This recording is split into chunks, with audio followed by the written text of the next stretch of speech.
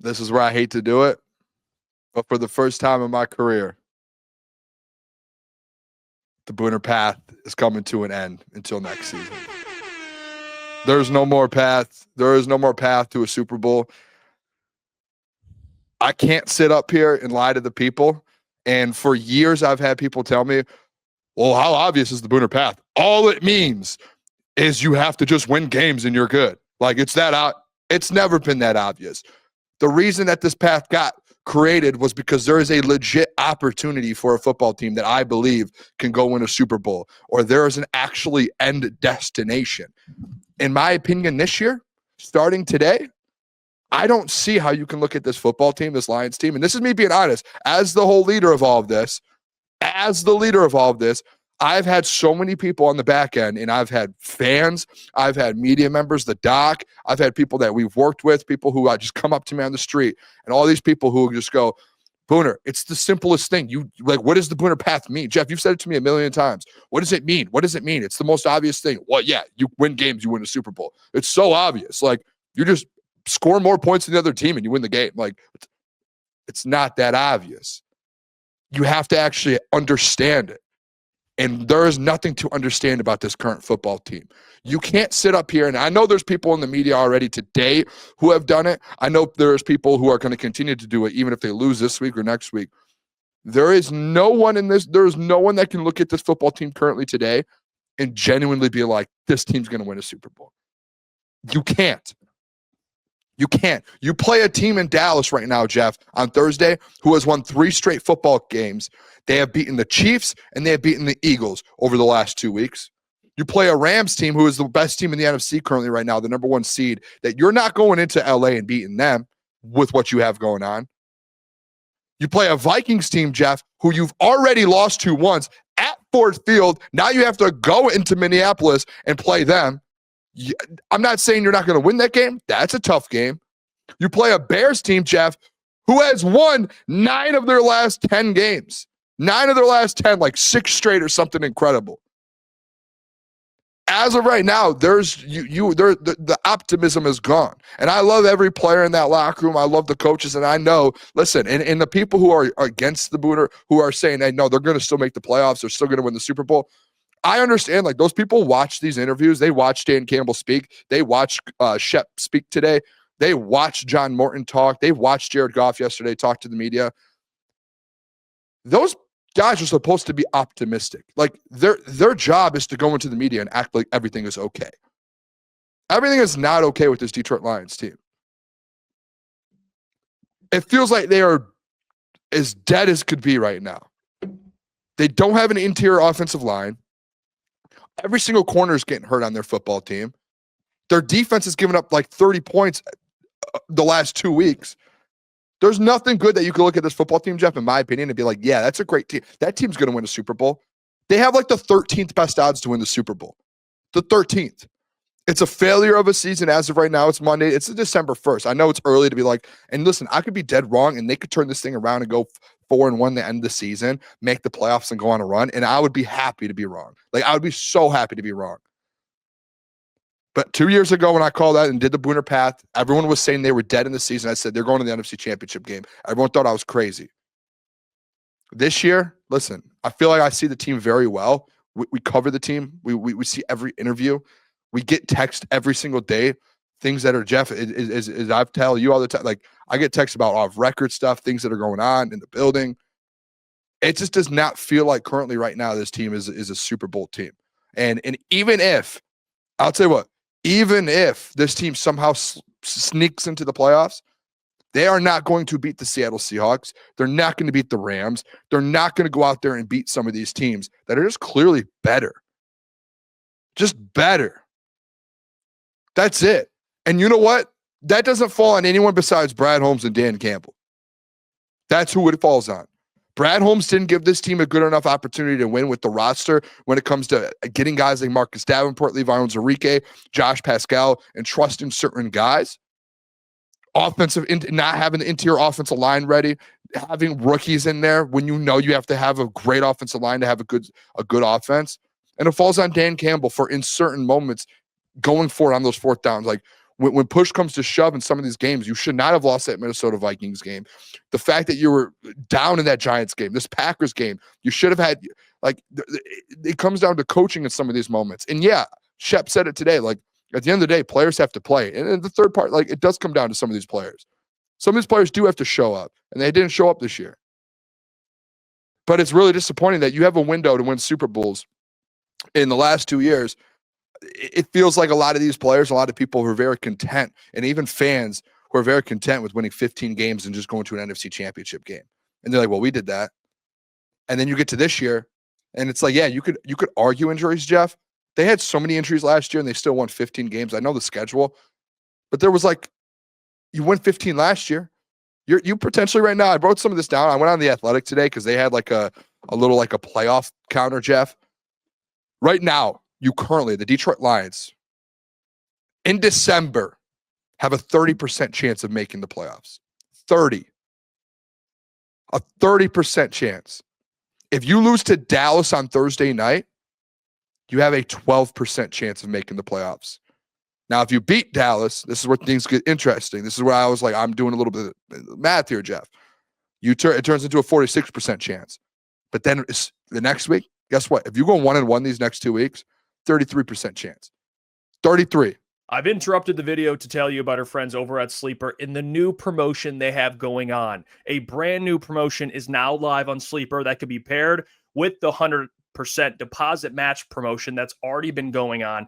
It's a free $20, no deposit required, plus first-time users will also receive 100% deposit match up to $100. Use the code CT Sports. You guys should already be using Sleeper. It's one of the fastest organically growing fantasy platforms in the entire world with millions and millions of active users. They are crushing it. And if your state allows it, you should be using Sleeper Picks. It's a real money product that connects friends over picks. You just choose 2 to 8 of your favorite players from pregame live or across different sports. Pick more or less than the predicted stats. And on Sleeper, you can get up to 1,000x payouts. Share with your friends. Get rewarded together. Don't forget, code CT Sports. Get a $100 deposit up to $100, and you got your free $20 entry. Sleeper is taking care of their customers. Always remember, gamble responsibly. Now let's get back to the video. I think it's embarrassing, man, the fact that this team is in this position. And you want to blame injuries, you want to blame this. There's no reason with the talent that you have on this football team that you should ever be in a spot to not make the playoffs. Never. Never. So this year, there's no Booner path. There's no path. Listen, they make the play. You're losing in the playoffs. This team's just not good enough to win a Super Bowl. And I hope that, what I hope, Jeff? I hope this can get clipped. And come February, that this gets used on a national level and gets used in the Lions locker room, and people hear this and they're like, proved him wrong. And I want to look like an idiot with this. I do. I really do. I would love to look like an idiot and then win a Super Bowl because I'm still a fan of the team. But as a fan of the team and someone who covers the team, I think it's okay for us to have opinions. Be realistic that this team right now is bad. Well, I would say bad, but they're not great. They're average. And guess what NFL average does? They're underperforming. I mean, they're underperforming, and this is a great comment. Like, to compare, the Niners have had all the injuries they've had, and I know they have a technically a 4th place schedule, but look at the division they're in. They have to play the Seahawks twice and the Rams twice in the same year. You only had to play the Rams from that division and the NFC North teams, which are pretty good.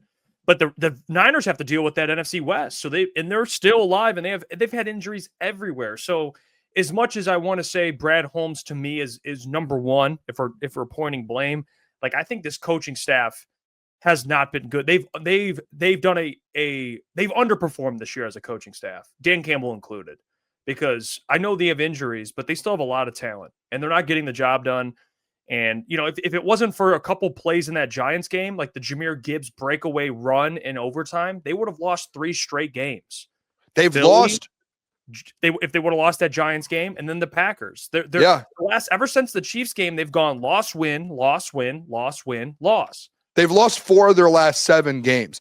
If you want to, and this is where like today when I was texting you about this, and I'm like, and you actually had the comment you texted me saying, I don't like if you want to wait a week to kind of put this out there or whatever. the thing that really got me is like looking back, right? You have 5 games left. To make the playoffs, you have to go 4-1 essentially, right? Like that's what it comes down to. If you go 4-1, you're going to be in the playoffs. They've lost 4 of their last 7 games. Like, what gives me confidence to think that they can go 4-1 in the last 5, especially with the schedule that they have? Yeah, they could beat the Steelers. Yeah, they could beat the Vikings. Okay, that's 2. All right, now you have to go 2-1 versus the Dallas Cowboys, the Bears, who are 9 of their last 10, and the Los Angeles Rams, the best team in football, essentially. What gives you confidence that they can do that? Genuinely, with the injuries, but also like coaching, how this team's been playing. You can't. There's nothing. There is nothing on this earth right now that I'm like, I don't even know if I'm confident to say they fully could beat the Steelers. Like, that's a team that's like going to give you a little bit of a trouble, especially with what just happened with the Giants. Yeah, so no team you could write off at this point. It's just it's genuine for me.